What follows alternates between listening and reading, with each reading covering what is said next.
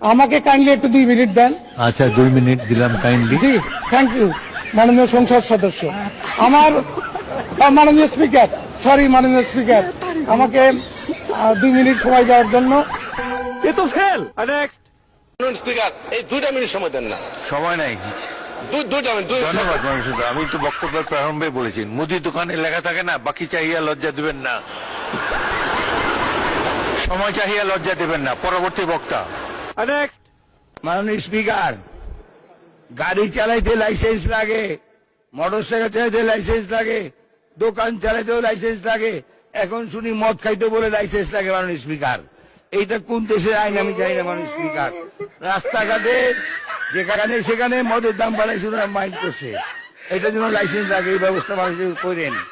আপনি pass smiling. Next মানে speaker, হাফিজ সাহেব থাকলে রিলেট করতো, উনি ভোলা মানুষ, তাই জন্য। মানে স্পিকার, একটা বাড়ি, সরি হাফিজ সাহেবকে, সরি স্পিকার সাহেব, থ্যাংক ইউ।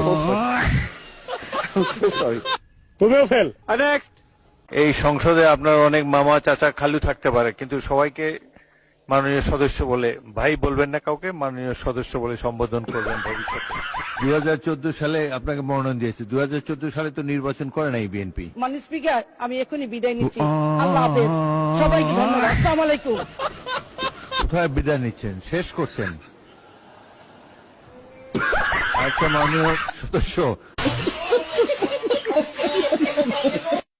তুমিও ফেল। বন্ধু সাথীরা, মাপ চাই। মানে স্পিকার, আমি আপনাদের কাছে মাপ চাই। ম্যাডাম ভাই, আমাকে 1 মিনিট সময় দেওয়া যাবে? স্পিকার মহোদয়, মাননীয় স্পিকার, আমাকে 1 মিনিট সময় দিন। ভাই বলেছেন যখন, তত দিতে হবে 1 মিনিট সময়। বলেন 1 মিনিট। 1600 স্কোয়ার মাইল অফ কাঁচা রাস্তা। সময় আসলে বলে তো সময় চলে গেল।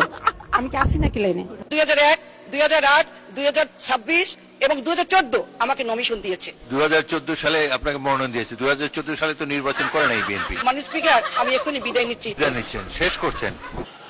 না, ওই মহিলা নার্ভাস হয়ে যায় 3 মিনিটে।